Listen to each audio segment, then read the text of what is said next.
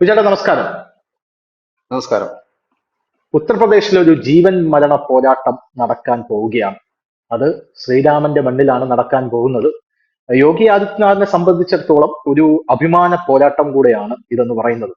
അപ്പോ കഴിഞ്ഞ 2 ദിവസം മുമ്പ് യോഗി ആദിത്യനാഥ് പാർട്ടി പ്രവർത്തകരുമായിട്ടുള്ള ഒരു മീറ്റിംഗ് നടത്തിയിട്ടുണ്ടായിരുന്നു. അതായത് ആചാര്യ നരേന്ദ്രദേവ അഗ്രികൾച്ചർ യൂണിവേഴ്സിറ്റിയിൽ പാർട്ടി പ്രവർത്തകരെ അഭിസംബോധന ചെയ്തുകൊണ്ട് അദ്ദേഹം പറഞ്ഞൊരു കാര്യം, കുന്തർക്കി എന്ന് പറയുന്ന മണ്ഡലം അത് ഞങ്ങൾ ജയിച്ചിട്ടുണ്ടെങ്കിൽ മിൽക്കിപൂർ എന്ന് പറഞ്ഞ മണ്ഡലം ഞങ്ങൾക്ക് പിടിക്കാൻ യാതൊരുവിധ പ്രശ്നവുമില്ല, ഞങ്ങൾ പിടിച്ചിരിക്കും എന്നുള്ളതാണ് യോഗി ആദിത്യനാഥ് പറയുന്നത്. എന്നിട്ട് പാർട്ടി പ്രവർത്തകരെ നോക്കി പറഞ്ഞു, അഭിമാന പ്രശ്നമാണ് ഞങ്ങൾ, അതായത് ഇതുവരെയുള്ള എന്റെ ഭരണത്തിൽ ഇവിടെയുള്ള ഉത്തർപ്രദേശിലെ ജനങ്ങൾക്ക് എല്ലാ ജില്ലകളിലും എല്ലാ മണ്ഡലങ്ങളിലും നിയമസഭയാകട്ടെ ലോക്സഭയാകട്ടെ മുസ്ലിം ഹിന്ദു ക്രിസ്ത്യൻ ഇവർക്ക് എല്ലാവർക്കും കൊടുത്ത കാര്യങ്ങൾ എന്തൊക്കെയാണെന്ന് മിൽക്കിപൂറിലെ ഓരോ ഓരോ ജനങ്ങൾക്ക് മുന്നിൽ ഓരോ വീടുകൾ കയറി ഇറങ്ങി കൊച്ചുകുട്ടികൾ മുതൽ മുതിർന്ന ആൾക്കാർ വരെയുള്ള അവരുടെ കാതുകളിൽ നിങ്ങൾ പ്രതിധ്വനിപ്പിക്കണം എന്നാണ് യോഗി ആദിത്യനാഥ് പറഞ്ഞത്. അത്ര അഭിമാന പോരാട്ടമായിട്ടാണ് മിൽക്കിപൂർ യോഗി ആദിത്യനാഥ് കാണുന്നത്. എന്നിട്ട് യോഗി ആദിത്യനാഥ് പറഞ്ഞു, ഈ കുന്ദർക്കി എന്ന് പറഞ്ഞ മണ്ഡലത്തിൽ നിങ്ങൾക്കറിയാമല്ലോ 65% മുസ്ലിം ജനസംഖ്യയാണ്. ഈ 65% മുസ്ലിം ജനസംഖ്യയുള്ള ഈ കുന്ദർക്കി ഞങ്ങൾക്ക് പിടിക്കാമെങ്കിൽ മിൽക്കിപൂർ പിടിക്കുന്നതിൽ ഞങ്ങൾ യാതൊരുവിധ പ്രശ്നവുമില്ലെന്നാണ് യോഗി ആദിത്യനാഥ് പറഞ്ഞിരിക്കുന്നത്. ഇങ്ങനെ യോഗി ആദിത്യനാഥ് പറയണമെങ്കിൽ ആ മണ്ഡലം ചില്ലറ മണ്ഡലമല്ല എന്ന് നമുക്ക് ഊഹിക്കാം. എന്താണ് ആ മണ്ഡലത്തിന്റെ പ്രത്യേകത? എന്താണ് ഇത്രയും വലിയ ആ മണ്ഡലത്തിനെ യോഗി ആദിത്യനാഥിന് പിടിക്കണം എന്നുള്ളൊരു വാശി പുറത്ത് വന്നിരിക്കുന്നത്? പോരാത്തതിന് തൊട്ടപ്പുറത്ത് SP ഉണ്ട്. അവര് ഇതിലും വലിയ തെരഞ്ഞെടുപ്പ് തന്ത്രങ്ങൾ അവിടെ മെനയുന്നുണ്ട്. അപ്പുറത്ത് യോഗി ആദിത്യനാഥാണ് നിൽക്കുന്നത്. കാരണം ഈ മണ്ഡലത്തിന്റെ ചുമതല ഏറ്റെടുത്തിരിക്കുന്നത് യോഗി ആദിത്യനാഥാണ്. ഞാൻ തന്നെയാണ് ഈ മണ്ഡലത്തിന്റെ ചുമതല ഏറ്റെടുത്തിരിക്കുന്നത്, തെരഞ്ഞെടുപ്പിന് നേതൃത്വം കൊടുക്കാൻ പോകുന്നത് ഞാൻ തന്നെയാണെന്നാണ് പറയുന്നത്. ഒരു കൊച്ചു മണ്ഡലത്തിൽ എന്തിനാണ് ഏഹ്, ഇന്ത്യ കണ്ട ഏറ്റവും വലിയ സംസ്ഥാനത്തിൽ ഇന്ത്യ ഹൃദയഭൂമിയിലെ ഒരു മുഖ്യമന്ത്രിയായിട്ടുള്ള യോഗി ആദിത്യനാഥ് തന്നെ ഇറങ്ങി നിൽക്കുന്ന എന്നുള്ള ചോദ്യം വരുന്നുണ്ട്. ഇവിടെ ഈ ലോക്സഭാ തെരഞ്ഞെടുപ്പ് നടന്നതിന്റെ തൊട്ടു പിന്നാലെ അതിന്റെ ആ ദിവസവും അതിന്റെ അടുത്ത ദിവസവും ഒക്കെ മാധ്യമങ്ങളിൽ വന്ന തലക്കെട്ട് അന്വേഷണം ശ്രദ്ധിച്ചിട്ടുണ്ടാകും. അതില് ഉം. BJP-യുടെ സീറ്റ് നില കുറഞ്ഞതിനേക്കാൾ വലിയ തലക്കെട്ടായി മാറിയത് ഉത്തർപ്രദേശ്. ആ ഉത്തർപ്രദേശിനെ മാധ്യമങ്ങൾ എടുത്തിട്ട് അർമാദിക്കുകയായിരുന്നു, പ്രത്യേകിച്ച് യോഗി ആദിത്യനാഥിനെ. അവിടെ അതിന് കാരണമുണ്ട്. മാധ്യമങ്ങൾ അത് പറയാനും വലിയ തലക്കെട്ടാക്കാനും കാരണമുണ്ട്. 2024 ഈ അയോധ്യയില് പ്രാണപ്രതിഷ്ഠ ചടങ്ങുകൾ നടക്കുന്നത്. അതായത് BJP-യുടെ എക്കാലത്തെയും വലിയ അജണ്ടയായ അയോധ്യയിൽ ക്ഷേത്രം പണിയും ഞങ്ങൾ എന്ന് പറഞ്ഞ ആ മുദ്രാവാക്യം നടപ്പാക്കി. അവരുടെ പ്രകടന പത്രിക പറഞ്ഞ ഏറ്റവും വലിയൊരു കാര്യം അവർ നടപ്പാക്കി. അതുകൊണ്ട് തന്നെ UP തൂത്തുവാരും എന്ന് തന്നെ അവർ പ്രതീക്ഷിച്ചിരുന്നു. അതിനുള്ള മുന്നൊരുക്കങ്ങളും അവർ നടത്തിയിരുന്നു. അവിടെ UP-യിൽ അടിതെറ്റിപ്പോയി. അവർക്ക് പ്രതീക്ഷിച്ച സീറ്റിന്റെ പകുതി പോലും നേടാൻ അവർക്കായില്ല. അതിൽ അവരെ ഏറെ വേദനിപ്പിച്ചതും അത്ഭുതപ്പെടുത്തിയതുമൊക്കെ ഈ അയോധ്യ പാർലമെന്റ് മണ്ഡലത്തിൽ അയോധ്യ ക്ഷേത്രം സ്ഥിതി ചെയ്യുന്ന രാമന് പ്രാണപ്രതിഷ്ഠ നടന്ന ആ മണ്ഡലത്തിലെ തെരഞ്ഞെടുപ്പ് തോൽവിയായിരുന്നു. അവിടെ BJP അമ്പെ പരാജയപ്പെട്ടു. ആ. രാമന് പോലും വേണ്ടാതായി BJP-യെ, മോദിയെ രാമനും വേണ്ട എന്നൊക്കെ തലക്കെട്ടുകൾ വന്നു. അങ്ങനെ മോദി ഒരുപാട് പിൻവലിഞ്ഞു പോയ ഒരു തെരഞ്ഞെടുപ്പ് പരാജയം ഉത്തർപ്രദേശിലാണ്. മഹാരാഷ്ട്രയിലൊക്കെ അവർക്ക് അടി കിട്ടിയെങ്കിൽ പോലും അവർക്ക് വലിയൊരു പരാജയം നേരിട്ടത് UP-യിലാണ്. ആ സമയങ്ങളിലൊക്കെ ശ്രദ്ധിച്ചാൽ മനസ്സിലാകും, യോഗി ആദിത്യനാഥ് ഒരു കമന്റ് പോലും പറഞ്ഞിരുന്നില്ല. പക്ഷെ അവിടെ 2 ദിവസത്തിനകം, എന്റെ ഓർമ്മ ശരിയാണെങ്കിൽ 2 ദിവസത്തിനകം അവിടെ ഈ മോഹൻ ഭഗവത് നേരിട്ട് 4 ദിവസം സ്റ്റേ ചെയ്യുന്ന ഒരു പരിപാടിയുമായിട്ട് അതിനടുത്ത ദിവസം ഈ തെരഞ്ഞെടുപ്പ് ഫലം വന്ന് രണ്ടാമത്തെയോ മൂന്നാമത്തെ ദിവസം അദ്ദേഹം നേരിട്ടെത്തിയ 2 സംസ്ഥാനങ്ങളാണ് ഇന്ത്യയിൽ ഉണ്ടായിരുന്നത്. അതിലൊന്ന് ഉത്തർപ്രദേശായിരുന്നു, മറ്റൊന്ന് മഹാരാഷ്ട്രയായിരുന്നു. അദ്ദേഹം നേരിട്ട് BJP-യുടെ ആൾക്കാരെ കണ്ടു. 4 ദിവസം അദ്ദേഹം മധുരയില് RSSന്റെ ഒരു ബൈടെക്, ഒഫീഷ്യലായിട്ട് അവർ ഒരു ബൈടെക് ആയിരുന്നത്, അതിനായിട്ട് അദ്ദേഹം ഉത്തർപ്രദേശിലെത്തുന്നു. അപ്പൊ പല രീതിയിലുള്ള കമന്റുകൾ വരുന്നുണ്ട്, പല രീതിയിലുള്ള ചർച്ചകൾ നടക്കുന്നുണ്ട്. BJP-യുടെ ഉൾപാർട്ടി പ്രശ്നങ്ങളെല്ലാം ഒരു പരിധിവരെ BJP-യുടെ പ്രശ്നങ്ങൾ, അകത്ത് കിടന്ന ആഭ്യന്തര പ്രശ്നങ്ങൾ തന്നെയാണ് തോൽവിയിലേക്ക് നയിച്ചത്. അവിടെ യോഗി ആദിത്യനാഥ് മോഹൻ ഭഗവതിനെ പോയി കാണുന്നു. അതിനുശേഷവും യോഗി ആദിത്യനാഥ് ഒരു കമന്റും പറയുന്നില്ല. മോഹൻ ഭഗവതും അതിന് കമന്റുകളൊന്നും പറയുന്നില്ല. അതിനുശേഷം കുറച്ച് ദിവസങ്ങൾക്ക് ശേഷം RSSന്റെ ഒരു ടീം, BL സന്തോഷിന്റെ നേതൃത്വത്തിൽ ഒരു ടീം UP-യിലുടനീളം സഞ്ചരിക്കുന്നു. UP-യിലുടനീളം സഞ്ചരിച്ചിട്ട് അവർ ചെയ്തത്, ഈ BL സന്തോഷിന്റെ ഒക്കെ ടീം ലക്നൌവിലടക്കം അവർ സ്റ്റേ ചെയ്തുകൊണ്ട് അവർ ഈ പഞ്ചായത്ത് പ്രസിഡന്റുമാരില്ലേ BJP-യുടെ, വെറും സാധാരണ കുറഞ്ഞ അവരുടെ ചെറിയ നേതാക്കൾ, ആ ചെറിയ നേതാക്കൾ ഉൾപ്പെടെയുള്ളവരെ വിളിക്കുന്നു. വിളിച്ചിട്ട് കാര്യങ്ങൾ കേൾക്കുന്നു. അതായത് അന്നത്തെ മാധ്യമ വാർത്തയിൽ പ്രത്യേകം എടുത്തു പറയുന്നുണ്ട്, ഈ വന്ന RSS നേതാക്കൾ ഒന്നും തന്നെ ഒന്നും ഈ വന്നവരോട് പറയുന്നില്ല. പകരം നിങ്ങൾക്ക് ഉം. പറയാനുള്ളതെല്ലാം കേൾക്കാനാണ് ഞങ്ങൾ വന്നിരിക്കുന്നത്, നിങ്ങൾക്ക് പറയാനുള്ളത് എന്തും പറയാം, അല്ല ഞങ്ങൾക്ക് അങ്ങോട്ടൊന്നും പറയാനില്ല, നിങ്ങൾക്ക് പറയാനുള്ളത് പറയൂ എന്ന് പറഞ്ഞ് സമഗ്രമായൊരു ഉം. റിപ്പോർട്ട് ഇവര് ഇത് ചെയ്യുന്നു. അപ്പോഴത്തേനും BJP ഒരു വലിയ വിഭാഗം യോഗിക്കെതിരെ വാളെടുത്ത് തുടങ്ങിയിരുന്നു. യോഗിയെ മാറ്റണം, യോഗി പോരാ, കേശവ് യോഗിയുടെ പ്രസാദ് മൗര്യ പ്രശ്നങ്ങളാണ് എന്ന്. അടക്കമുള്ളവരല്ലേ? മൗര്യക്ക് നേരത്തെ തന്നെ യോഗിയുടെ കലിപ്പുണ്ട്. കാരണം മുഖ്യമന്ത്രി ആകാൻ, ശരിക്കും പറഞ്ഞാല് എനിക്ക് തോന്നുന്നത് മുഖ്യമന്ത്രി ആകേണ്ട ഒരു ആള് തന്നെ മൗര്യ ആയിരുന്നു. യോഗിയുടെ പേര് 2017 അപ്രതീക്ഷിതമായി വന്നതാണ്. അവിടെ പാർട്ടി ഒരുക്കിക്കൊണ്ട് വരുന്നതിൽ ഒരു വലിയ പങ്ക് വഹിച്ചത് കേശവ പ്രസാദ് മൗര്യ തന്നെയാണ്. അദ്ദേഹം മിടുക്കനായ ഒരു നേതാവ് തന്നെയാണ്.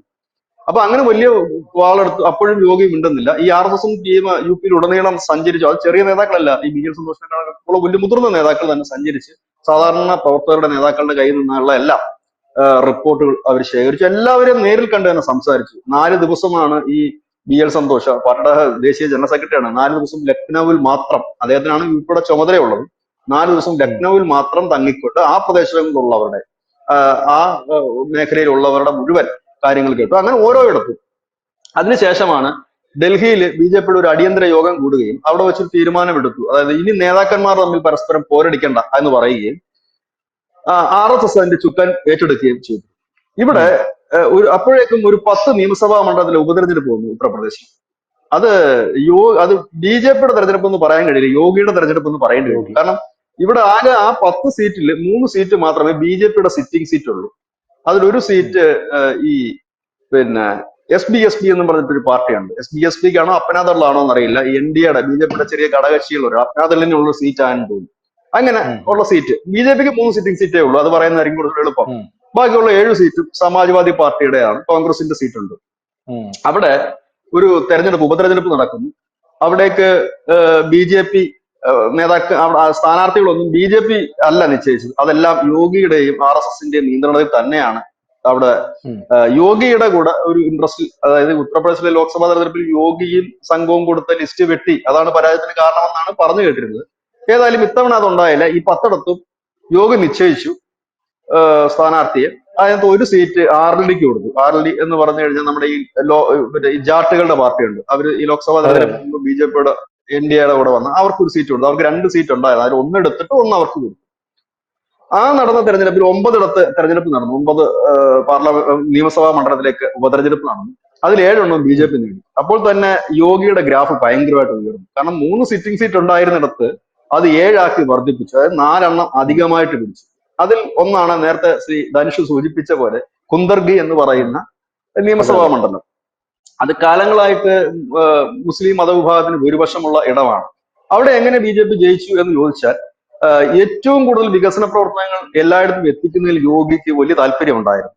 ഈ ഒരു മെത്തേഡ് കണ്ടിട്ടാണ് ഈ പസ്മന്ത മുസ്ലിങ്ങൾ എന്ന് പറയും, പസ്മന്ത മുസ്ലിംസ്, അതായത് മുസ്ലിങ്ങൾ തന്നെയുള്ള പിന്നോക്ക വിഭാഗങ്ങളുണ്ട്, SC പോലുള്ള ദളിത് മുസ്ലിം, അവരെ ചേർത്തുകൊണ്ട് പോകുന്ന ഒരു നയം 2019 മുതൽ നരേന്ദ്രമോദി തുടങ്ങി. അവർക്ക് വേണ്ടി ഒരു സംഘടന തന്നെ BJP രൂപീകരിച്ചിരുന്നു UPയിൽ, ഈ പസ്മന്ത മുസ്ലിം. അങ്ങനെയാണ് ഈ മുസ്ലിംസ് ഏരിയയിലൊക്കെ BJP ജയിച്ചു കയറുന്നതിന്റെ പിന്നിലുള്ള കാര്യം എന്താ?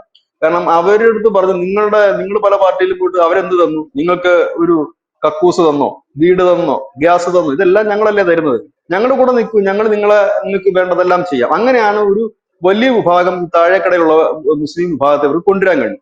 കുന്ദർഗി കണക്കുള്ള മേഖലയിൽ അത് തന്നെയായിരുന്നു യോഗി അത് തുടക്കം മുതലേ കൊണ്ടുവന്ന ഒരു കാര്യം. അവരടുത്ത് പറഞ്ഞത്, നിങ്ങൾക്ക് വേണ്ടത് അടിസ്ഥാനപരമായ വികസനമാണ്, അതിനു വേണ്ടിയിട്ട് നിങ്ങൾ മറ്റൊരാളെ ജയിപ്പിച്ചു വിട്ടാൽ നിങ്ങൾക്ക് അത് കിട്ടില്ല, ഇത്ര നാൾ കിട്ടിയില്ലല്ലോ എന്ന് പറഞ്ഞുകൊണ്ട് വലിയ പ്രചരണം അഴിച്ചുവിടുകയും അവിടെ നല്ല രീതിയിൽ വോട്ട് പിടിക്കാൻ, അവിടെ ജയിച്ചത് ഒരു ഹിന്ദു ആണ് എന്ന് കൂടി നാം ചിന്തിക്കേണ്ടതായിട്ടുണ്ട്, അവിടെ ജയിച്ചു കയറുകയും ചെയ്തു. പിന്നെ ഇനി നടക്കുന്ന ഈ രാജ്യത്ത് ഇപ്പൊ ദില്ലി നിയമസഭാ തെരഞ്ഞെടുപ്പ് നടക്കുന്നതോടൊപ്പം തന്നെയാണ് ഈ പറയുന്ന മിൽക്കിപൂറിലും തെരഞ്ഞെടുപ്പ് നടക്കുന്നത്. മിൽക്കിപൂർ എന്ന് പറയുന്നത് ശ്രീരാമന്റെ ഭൂമി, ഇല്ലെങ്കിൽ ഈ അയോധ്യ ക്ഷേത്രം നിൽക്കുന്ന ഭൂമി തന്നെയാണ് മിൽക്കിപൂർ. ഇവിടെ എനിക്ക് തോന്നുന്നു ഈ രാജ്യം ഉറ്റുനോക്കുന്ന തെരഞ്ഞെടുപ്പ് ദില്ലി തെരഞ്ഞെടുപ്പ് ആയിരിക്കില്ല, മിൽക്കിപൂറിലെ തെരഞ്ഞെടുപ്പായിരിക്കും.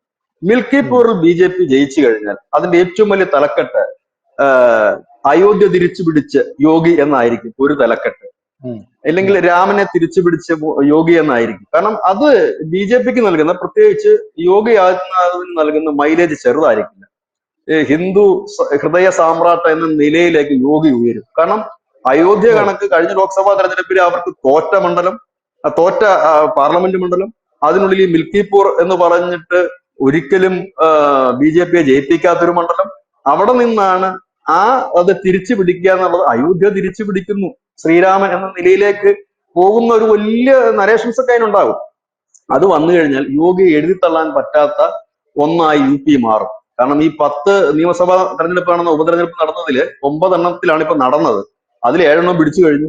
ഈ മിൽക്കിപ്പൂർ കൂടി കിട്ടിക്കഴിഞ്ഞാൽ അത് വൻ വിജയമാണ്. അതിനേക്കാളൊക്കെ ഉപരിയുള്ള വിജയം ഈ മിൽക്കിപ്പൂർ ആയിരുന്നു. കാരണം ഒന്ന് അവരുടേതല്ല ആ മണ്ഡലം.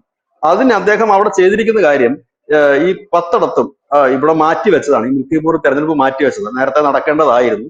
അവിടെ എനിക്ക് തോന്നുന്നത് ഈ ശ്രീരാമൻ ക്ഷേത്രവുമായി ബന്ധപ്പെട്ട ഒരു ചടങ്ങ്, ഏതൊരു ഫംഗ്ഷൻ അവിടെ നടക്കുന്നുണ്ട്, എന്തോ ഒരു ആഘോഷം ആ പ്രാദേശികമായിട്ട്, അതിന്റെ ഭാഗമായിട്ട് മാറ്റിവെച്ച ഒരു ഉം, തെരഞ്ഞെടുപ്പാണ്. അങ്ങനെ മാറ്റി വെക്കുമല്ലോ. ഇപ്പൊ കുംഭമേള നടക്കുന്ന ഒരു ഉം, ഏരിയയിൽ തെരഞ്ഞെടുപ്പുണ്ട്, അത് ആ ഒരു കാലം വരെ മാറ്റി വെക്കും. ഉം, ചിലയിടത്ത് മാറ്റി വെക്കാറില്ല. അങ്ങനെയൊക്കെ ഉണ്ട്, ചില കാര്യങ്ങളുണ്ട്. അപ്പോ ഈ മിൽക്കിപ്പൂരില് അടക്കം 5 സംസ്ഥാന മന്ത്രിമാരെ അവിടെ ആഴ്ചകളോളം തമ്പടിപ്പിച്ച് ഉം, കൊണ്ട് ആയിരുന്നു ഈ നീക്കം നടത്തിയത്. തമ്പടിപ്പിച്ച് അവിടെ താമസിപ്പിച്ചുകൊണ്ട് ഉം. ആയിരുന്നു ഈ നീക്കം നടത്തിക്കൊണ്ടിരുന്നത്. അതിനൊരു വലിയ ഫലം ഉണ്ടായി എന്ന് തന്നെ വേണം പറയാനായിട്ട്. ഒപ്പം തന്നെ യോഗി ആദിത്യനാഥ് ഈ മണ്ഡലങ്ങളെല്ലാം ഒരാഴ്ച വീതം തങ്ങി, ഒരു മുഖ്യമന്ത്രി അത് ശരി. അവിടെ തങ്ങുന്നു, അവിടുത്തെ സാധാരണ ജനങ്ങളെ പോയി കാണുന്നു. അന്ന് ചിത്രങ്ങളൊക്കെ പുറത്ത് വന്നിട്ടുണ്ടായിരുന്നു, പത്രങ്ങളിലൊക്കെ അതിന് ഉം, ചിത്രമുണ്ട്. യോഗി ആദിത്യനാഥ് പോയിട്ട് ലഘുലേഖയൊക്കെ ഓരോ വീടുകളിലും കൊണ്ട് കൊടുക്കുന്നു, അവരുടെ വിവരങ്ങൾ ഉം, അന്വേഷിക്കുന്നു. അങ്ങനെ അദ്ദേഹം തന്നെ പ്രവർത്തകരോട് ആജ്ഞാപിക്കുകയല്ല, പകരം അദ്ദേഹം തന്നെ നടന്ന എല്ലാ വീടാന്തരം കയറി പ്രചരണം നടത്തുന്നു. അങ്ങനെയായിരുന്നു അദ്ദേഹം ഈ 10 ഉപതെരഞ്ഞെടുപ്പിലും അദ്ദേഹം പ്രചരണ രംഗത്തുണ്ടായത്. അതായത് ആഴ്ചകളോളം തമ്പടിക്കുന്നു. അത് മാത്രമല്ല, തന്റെ മന്ത്രിസഭയിലെ പ്രമുഖ മന്ത്രിമാരെല്ലാം കൊണ്ട് ഓരോ വാർഡും ബൂത്തുമാണ് ഡിവൈഡ് ചെയ്ത് കൊടുക്കുന്നത്. ഓരോ പഞ്ചായത്താണ് സാധാരണ ഇങ്ങനെയുള്ള തെരഞ്ഞെടുപ്പിൽ BJP ഡിവൈഡ് ചെയ്ത് ഈ മന്ത്രിമാർക്കും അല്ലെങ്കിൽ മുതിർന്ന നേതാക്കളും കൊടുക്കുന്നെങ്കിൽ, ഇദ്ദേഹം വാർഡുകളാണ് ഡിവൈഡ് ചെയ്ത് മന്ത്രിമാർക്ക് കൊടുക്കുന്നത്. ആ വാർഡുകളുടെ കാര്യം നിങ്ങൾ നോക്കിയാൽ മാത്രം മതി. ആ രീതിയിൽ ചിട്ടയായ പ്രവർത്തനം. അതുപോലെ തന്നെ RSSും BJPയും ഒരുമിച്ച് കൈകോർത്ത് നിന്നുകൊണ്ടുള്ള ഒരു മുമ്പോട്ടൊരു പോക്കായിരുന്നു. കാരണം അവിടെ ഇനി ഗ്രൂപ്പ് കളിച്ചു കഴിഞ്ഞാൽ ഭരണം പോയാൽ പിന്നെ ഇനി ഒന്നും നടക്കില്ല എന്നൊരു തോന്നൽ അവിടെ വരികയുണ്ടായി. യോഗിയുടെ നില ഉം, കൂടുതൽ ഭദ്രമാക്കിയതും ആ സ്ഥലങ്ങളിൽ നടന്ന ഉപതെരഞ്ഞെടുപ്പായിരുന്നു. അതുപോലെ മിൽക്കിപ്പൂരിലെ ഈ തെരഞ്ഞെടുപ്പ് യോഗിയെ സംബന്ധിച്ച് ഒരു വലിയ ചവിട്ടുപടി ആയിരിക്കുന്ന കാര്യത്തിൽ യാതൊരു സംശയമുണ്ട്. ഇപ്പൊ തന്നെ ഈ BJPയുടെ അണികൾ പറയുന്ന ഒരു കാര്യമുണ്ട്, മോദിക്ക് ശേഷം യോഗി എന്ന്. ഈ അതെ അതെ. മിൽക്കിപ്പൂർ കൂടെ പിടിച്ചാൽ അതിനൊരു ആക്കം കൂടും എന്നത് ഒരു സംശയവും ഉണ്ടായില്ല. ഇന്ത്യൻ രാഷ്ട്രീയത്തിൽ ഈ യോഗിയെ ഉം, ഒരിക്കലും എഴുതിത്തള്ളാൻ പറ്റാത്ത ഒരു നിലയിലേക്ക് ഉയരും. കാരണം അത് മാധ്യമങ്ങൾ വലിയ രീതിയിൽ ആഘോഷിക്കുന്ന ഒരു തെരഞ്ഞെടുപ്പ് ഉം, തന്നെയാണ് മിൽക്കിപ്പൂർ. അവിടെ ഒരു വോട്ടിനെങ്കിലും യോഗി ജയിച്ചാൽ അത് യോഗിയുടെ ഉം, തലവര തന്നെ മാറ്റിമറിക്കുന്ന, ഇല്ലെങ്കിൽ ഉത്തർപ്രദേശിലെ BJPയുടെ തലവര മാറ്റിമറിക്കുന്ന ഒന്നായി അത് മാറും. യോഗി ഇല്ലെങ്കിൽ UP ഇല്ല എന്നുള്ള നിലയിലേക്ക് അവിടുത്തെ ഒരു ഹൈന്ദവ മുന്നേറ്റം ഉണ്ടാകുന്ന ഒരു രീതിയിലേക്ക് മാറും. അങ്ങനെ ഒരുപാട് കാര്യങ്ങൾ അവിടെ ഉണ്ട്. അതിനുള്ള ശ്രമങ്ങൾ അവർ നടത്തുന്നുണ്ട്. പിന്നെ ഭരണത്തെക്കുറിച്ച് പറഞ്ഞാൽ അങ്ങനെ മോശം അഴിമതിയോ കാര്യങ്ങളോ ഒന്നും ഇല്ല. ഒരു കുത്തഴിഞ്ഞ് കിടന്ന സംസ്ഥാനത്ത് 2017 മുതൽ ഈ ഇത്രയും നാൾക്കകം ഏതാണ്ട് 10 വർഷം ആകുന്നു. അപ്പോഴത്തേക്കും അദ്ദേഹത്തിന് ഒരു നല്ല നിലയിലേക്ക് എത്തിക്കാൻ കഴിഞ്ഞു എന്നുള്ളതും ഒരു വലിയ കാര്യം തന്നെയാണ്. അവിടെ എടുത്തു പറയത്തക്ക, എന്താ പറയുന്നത്, വലിയ വർഗീയ കലാപങ്ങളൊന്നും ഇല്ല. മുമ്പ് ഒരുപാട് കലാപങ്ങൾ നടന്ന ഒരു സംസ്ഥാനമാണ്. അതുപോലെ തന്നെ അഴിമതി ആരോപണങ്ങൾ ഒന്നും തന്നെ നിലവിലില്ല. അങ്ങനെ ഒരുപാട് പ്ലസ് പോയിന്റ് ഉണ്ട്. അതെല്ലാം ഒരു നേട്ടമാക്കി മാറ്റാനും, അല്ല അതിനെയൊക്കെ അതൊക്കെ കൊണ്ടാണ് ഞങ്ങൾ ജയിച്ചതെന്ന് BJPക്ക് പറയാനും ഒക്കെ ഈ മിൽക്കിപ്പൂർ വലിയൊരു. ഉം. അവിടെയും ഈ ഏഹ്, പ്രധാന വിഷയം വോട്ടർമാര്, എനിക്ക് തോന്നുന്നു ഒരു 40% ഉം. മുകളില് വോട്ടർമാര് മുസ്ലിം വിഭാഗത്തിൽ നിന്ന് വരുന്നതാണ്. അതെ അതെ ദളിത് ആണാണ്. വോട്ടർമാർ ഏറ്റവും കൂടുതലുള്ള ദളിത് വോട്ടർമാർ ഏറ്റവും കൂടുതൽ ഒരു മണ്ഡലമാണ്. ഇതൊക്കെ ഉം. SP ക്കും BSPക്കും ഒക്കെ ആയിട്ട് ഇടയിൽ വോട്ട് വിഭജിച്ചു പോയൊരു മണ്ഡലമാണ്. അത് BJPയുടെ സിറ്റിംഗ് സീറ്റും അല്ല, BJPയുടെ ഉം. മണ്ഡലവുമല്ല. ഉം. അപ്പൊ അവിടെ ജയിച്ച് കയറുക എന്ന് പറഞ്ഞാൽ അതൊരു വലിയ സംഭവം തന്നെ. കാരണം നാളിതുവരെ അവിടെ ഒന്നും BJP പച്ചവിടാത്ത സ്ഥലങ്ങളാണ് അതൊക്കെ. ഉം. എനിക്കൊന്ന് ഇടയ്ക്ക് 1 2 തവണ എങ്ങാണ്ട് അത് അവിടെ നിന്ന് തന്നെ മാറി വന്ന് ആരെയോ ജയിപ്പിച്ച് വിട്ടിട്ടുണ്ടെന്ന് എനിക്ക് BJP. ഉം. അതല്ലാതെ വന്നിട്ടില്ല. ഇത് വലിയൊരു വിജയം തന്നെ ആയിരിക്കും. എന്തായാലും കഴിഞ്ഞ ജൂണിൽ ഫൈസാബാദ് ലോക്സഭ സീറ്റിൽ SP-യുടെ സിറ്റിംഗ് MLA ആയിട്ടുള്ള അവധേഷ് പ്രസാദ് വിജയിച്ചതോടുകൂടിയാണ് മിൽക്കിപ്പൂരിൽ വീണ്ടും ഒരു തെരഞ്ഞെടുപ്പിനുള്ള കളം ഇപ്പോൾ ഒരുങ്ങുന്നത് എന്നാണ് മനസ്സിലാക്കാൻ സാധിക്കുന്നത്. ഉത്തർപ്രദേശിലെ 80 ലോക്സഭാ സീറ്റുകളിൽ 37ലും SP കഴിഞ്ഞ തവണ മത്സരിച്ചപ്പോൾ വലിയ തിരിച്ചടി ഉണ്ടായ യോഗി ആദിത്യനാഥിന് അത് 7 സീറ്റുകൾ തിരിച്ച് അടുത്ത വരുന്ന ഉപതെരഞ്ഞെടുപ്പിൽ 7 സീറ്റുകൾ തിരിച്ചു നേടി വലിയൊരു മേൽക്കൈ ഉണ്ടാക്കാൻ സാധിച്ചു. ഇനി അടുത്തത് മിൽക്കിപ്പൂറാണ്. ആ മിൽക്കിപ്പൂരിൽ കൂടെ യോഗി ആദിത്യനാഥ് വിജയിച്ചു കഴിഞ്ഞാൽ ഒരുപക്ഷെ അയോധ്യയിൽ നിന്ന് ശ്രീരാമൻ പടിയിറങ്ങിയിട്ടില്ല. അങ്ങനെയായിരുന്നു ഈ ലോക്സഭാ തെരഞ്ഞെടുപ്പ് കഴിഞ്ഞപ്പോൾ പല ആൾക്കാരും പറഞ്ഞില്ല. കാരണം അയോധ്യയിൽ ശ്രീരാമൻ ഇല്ല, കണ്ടില്ലേ ഫൈസാബാദ് കോൺസ്റ്റിറ്റ്യുവൻസി കയ്യിൽ നിന്ന് പോയത് എന്നൊക്കെ പറഞ്ഞ് വലിയ പ്രചരണമായിരുന്നു. കാരണം ആ ഫൈസാബാദ് കോൺസ്റ്റിറ്റ്യുവൻസിയിൽ ജയിച്ച ആ എം പി അദ്ദേഹത്തിന്റെ പേര് എനിക്കറിയില്ല. അദ്ദേഹം ഈ ഉത്തർപ്രദേശിലൊക്കെ ഒരു രീതി ഉണ്ടല്ലോ, അതായത് ഹിന്ദുക്കൾ പരസ്പരം അങ്ങോട്ടും ഇങ്ങോട്ടും കാണുമ്പോൾ ജയ് ശ്രീറാം എന്ന് പറയും. അതുപോലെ ഇദ്ദേഹം ഒരു TV ചാനൽ ചർച്ചയിൽ വന്നിരുന്നപ്പോൾ ആങ്കർ ആദ്യം ജയ് ശ്രീറാം എന്ന് പറഞ്ഞു, ഈ പുള്ളി തിരിച്ച് ജയ് ശ്രീറാം എന്ന് പറഞ്ഞില്ല. അത് വലിയ ചർച്ചയായിരുന്നു ഉത്തർപ്രദേശിൽ. അപ്പോൾ അതൊക്കെ എടുത്തുകൊണ്ട് കണ്ടില്ലേ ശ്രീരാമൻ ഇപ്പോൾ ഇന്ത്യയിലേ ഇല്ല, ഇപ്പൊ അയോധ്യയിലില്ല, ഇന്ത്യയിലേ ഇല്ല എന്ന് പറഞ്ഞ് വലിയൊരു പ്രചരണം നടത്തിയിരുന്നു. ആ പ്രചരണത്തിനുള്ള വലിയ തിരിച്ചടിയായിരിക്കും മിൽക്കിപൂർ BJP പിടിച്ചു കഴിഞ്ഞാൽ പ്രതിപക്ഷത്തിന് ലഭിക്കാൻ പോകും. ഇത്രയും പറഞ്ഞുകൊണ്ട് നമുക്ക് thank you. Thank you so